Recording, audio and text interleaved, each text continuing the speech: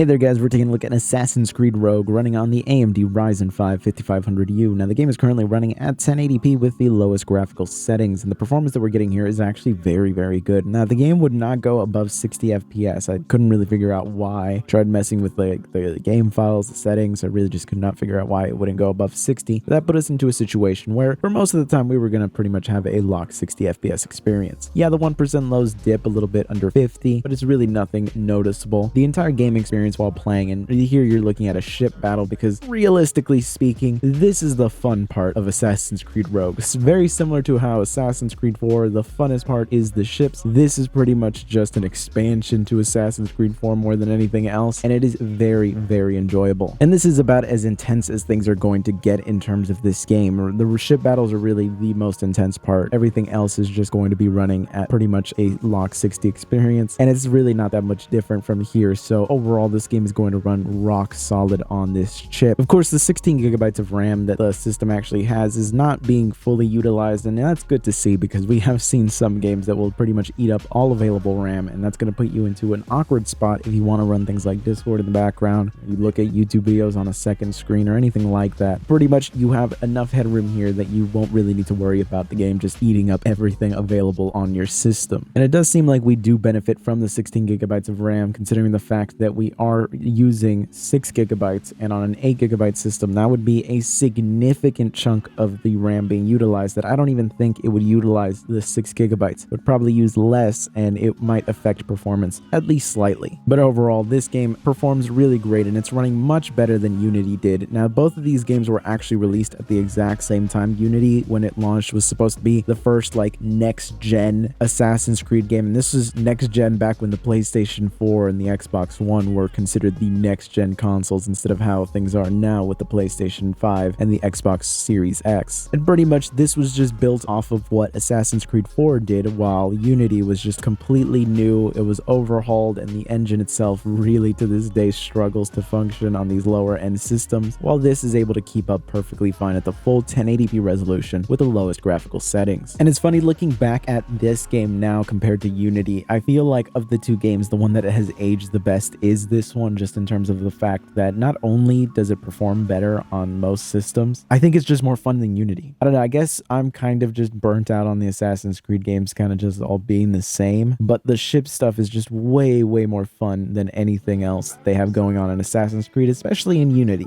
Unity's biggest selling point was just the fact that you could just multiplayer up, but even then that was like not really anything incredible or anything like that. So overall, I would say that this one is one of my more favorite Assassin's Creed games, and especially because it performs so beautifully on this system. Honestly, this is pretty great. We might even have a little bit of headroom to actually turn things up a bit, because you'll see that the power that the system is actually using is not that crazy. We're not even using the full 25 watts because of that 60 FPS lock. This system is not going to use any more power than it needs to give you that 60 FPS. So things are running a little cooler. Things are, you know, just performing really well here. And this is one of the benefits of locking the FPS to 60, even in games where you could get more than that. Because if you don't have the display to really fully utilize higher than 60 FPS, the only benefit that you're really getting out of that is just a slight reduction in input lag, and that might not matter for a lot of the games that you want to play. You know, for like a game like this, I don't really think you really need to have over 60 FPS to play it. It's going to be perfectly enjoyable like this. And the fact that we are getting some cooler temperatures, which means lower noise for the system, overall, it's an all-around pretty great experience, and I really honestly would recommend playing this over Unity. But anyways, I hope you guys found this video useful. If you did, be sure to subscribe, and I will see you guys in the next one.